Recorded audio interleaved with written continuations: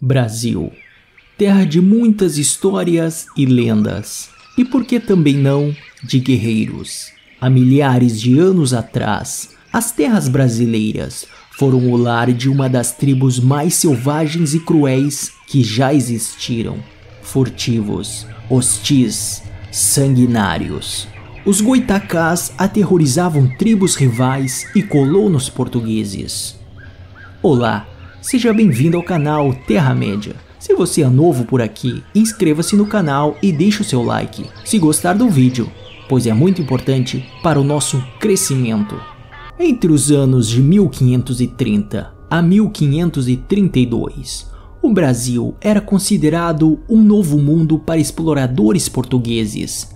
Teve a sua costa fatiada em 14 capitanias hereditárias, uma delas denominada Capitania de São Tomé, que compreendia partes dos atuais estados do Espírito Santo e Rio de Janeiro. Foi por muito tempo o habitat desta temível tribo indígena. Nesta época, o litoral brasileiro era praticamente ocupado apenas por índios da tribo Tupi-Guarani, uma numerosa tribo brasileira. Porém, nesta pequena faixa territorial, os goitacás estabeleciam o seu pequeno império.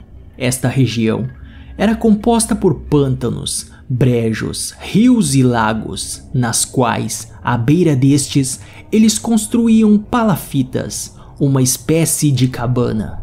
Sua origem não era Tupi-Guarani, logo, a sua aparência era diferente dos demais nativos. Eles eram altos e fortes, e o tom de sua pele era mais clara. Possuíam longos cabelos e raspavam a parte frontal de sua cabeça. Tinham o costume de andar totalmente nus ou com pinturas corporais e possuíam um idioma próprio. Como praticamente ninguém que teve contato com este povo sobreviveu para contar a história, não se sabe como eles se autodenominavam. Por isso, os índios tupi-guaranis os chamavam de goitacás. Esta palavra não tem um consenso sobre a sua tradução. Alguns acreditam ser homens corredores e outros acham que significa homens que sabem nadar.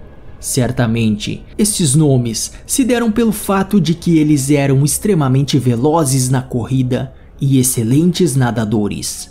Quando sentiam-se acuados pelo inimigo, tinham o costume de fugir nadando pelos rios ou empreendendo rápidas fugas correndo, onde tornavam-se praticamente imparáveis.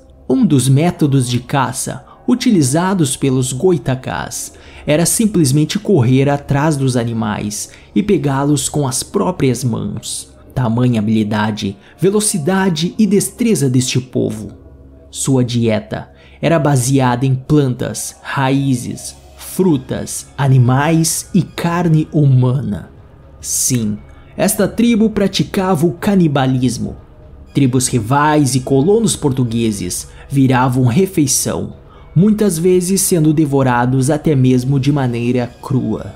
Infelizmente, restaram apenas relatos de colonizadores portugueses, talvez um pouco exagerados, e alguns poucos relatos de descendentes indígenas brasileiros, mas ambos chegam a um consenso de que este povo não praticava a antropofagia, ou seja, eles não comiam humanos apenas para rituais, mas sim como uma forma de alimentação. Por algum motivo, eram supersticiosos, pois não bebiam águas de riachos ou lagos, mas procuravam cavar buracos no solo em busca de água para bebê-la. Por serem uma tribo extremamente hostil, viviam em constante guerra com os demais povos locais, com os colonizadores e entre eles mesmos. Assim, se especializaram no uso do arco e flecha, machado de pedra e grandes lanças. Nesta tribo, mulheres poderiam ser guerreiras, sendo permitido o uso do arco e flecha e as demais armas. O Frei Vicente do Salvador relata em sua obra História do Brasil que existia nesta tribo um rito de iniciação para os mais jovens, a fim de se tornarem guerreiros reconhecidos pela tribo. O desafio consistia em mergulhar em águas oceânicas, atrás do maior predador dos mares, o tubarão. O jovem, então, deveria capturar um desses animais, utilizando apenas as mãos e um pedaço de pau, trazê-lo para fora da água e matá-lo. A partir dos dentes deste predador, eles confeccionavam colares, flechas e pontas para lanças.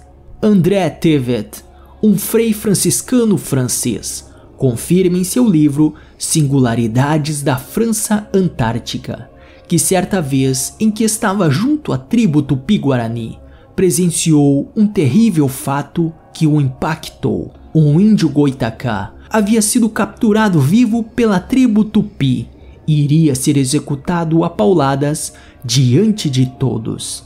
Após sofrer um grande impacto em sua cabeça por uma borduna, a cabeça do índio Goitacá rachou, expondo ainda vivo parte de seu cérebro. Mesmo assim, o índio Goitacá ainda continuava a lutar até os seus últimos instantes de vida. Estes nativos eram hostis e cruéis com todos aqueles que cruzavam o seu caminho e nunca chegaram a ser catequizados, uma vez que ninguém conseguia contato direto com eles. Diante da presente colonização por portugueses em suas terras, a história não foi diferente, pois eles atacavam acampamentos e vilas, o que por muitas vezes obrigava os colonos a abandonarem seus assentamentos. Após um longo período de disputas, cansados de perecer nas mãos indígenas, os colonos tiveram uma terrível ideia. Como eles não eram páreos para os Goitacás em batalha, resolveram implantar uma guerra biológica. No início do século XVII, os europeus juntaram roupas usadas e objetos, os contaminando propositalmente com a doença varíola. Eles deixaram estes objetos perto dos acampamentos indígenas. Curiosos, os índios resolveram pegar tais objetos e levar para o seio de sua tribo.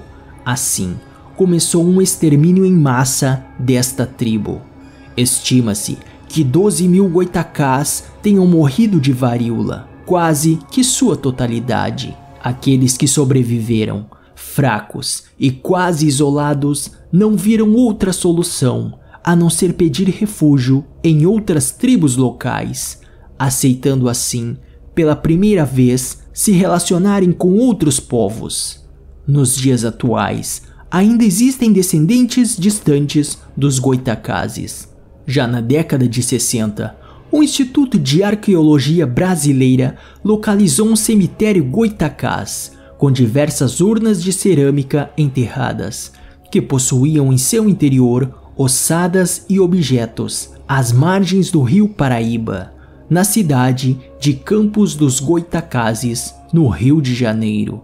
O ator, diretor e produtor Rodrigo Rodrigues produziu um filme independente chamado Goitacá, que tem a sua estreia prevista para este ano.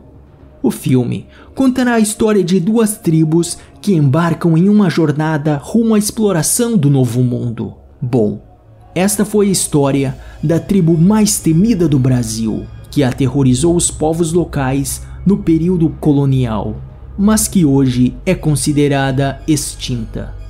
Então é isso, pessoal. Gostou do vídeo? Inscreva-se e deixe o seu like. Até o próximo e valeu!